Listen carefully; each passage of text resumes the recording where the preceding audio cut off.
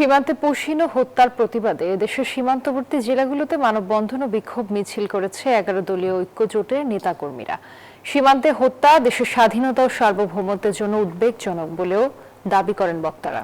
এদিকে চট্টগ্রামে এনসিপির মুখ্য সমন্বয়ক নাসির উদ্দিন পাটোয়ারি বলেন, ভারত সীমান্তে পুশিন করে দক্ষিণ এশিয়াকে অস্থিতিশীল করার চেষ্টা করছে। পুশিন ও সীমান্ত হত্যা নিয়ে উত্তাল সারা দেশ। এরই প্রতিবাদে সমাবেশ ও বিক্ষোভ কর্মসূচি পালন করেছে 11 দলীয় ঐক্যজোট। শুক্রবার বাদ আসর সিলেটের 6টি সীমান্তবর্তী উপজেলায় পৃথকভাবে এ বিক্ষোভ কর্মসূচি অনুষ্ঠিত হয়। এ সময় বক্তারা বলেন, সীমান্তে হত্যা দেশের স্বাধীনতা ও সার্বভৌমত্বের জন্য উদ্বেগজনক। এদিকে চাঁপাইনবাবগঞ্জের শিবগঞ্জে বিক্ষোভ সমাবেশ ও মিছিল করেন 11 দলীয় জোটের নেতাকর্মীরা।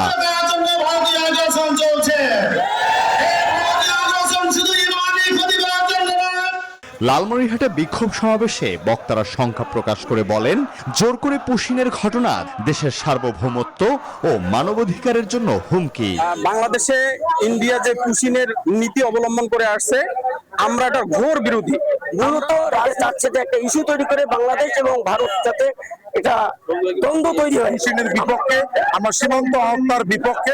মেহেরপুরের মুজিবনগর উপজেলা পরিষদের সামনে থেকে বিক্ষোভ মিছিল বের করে দলটি। পরে বিভিন্ন সড়ক প্রদক্ষিণ করে সীমান্তের 105 নম্বর পিলার সংলগ্ন স্বাধীনতা সড়কে গিয়ে শেষ হয়। বাংলাদেশের ভারত বন্ধু নয়।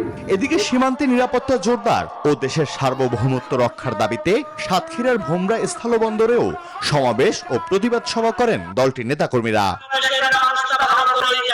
এদিকে চট্টগ্রাম সার্কিট হাউসে সাংবাদিকদের সাথে আলাপকালে এনসিপির মুখ্য সমন্বয়ক নাসির উদ্দিন পাটোয়ারি বলেন, সীমান্তে পুশিন করে দক্ষিণ এশিয়াকে অস্থিতিশীল করার চেষ্টা করছে ভারত। সীমান্তে মানুষকে আহ্বান জানায়, মানব প্রাচীর তৈরি করুন, ঐক্যবদ্ধভাবে বিজিবির সাথে থাকুন, পুরো বাংলাদেশ আপনাদের সাথে আছে, আপনারা সাহস করে দাঁড়ান।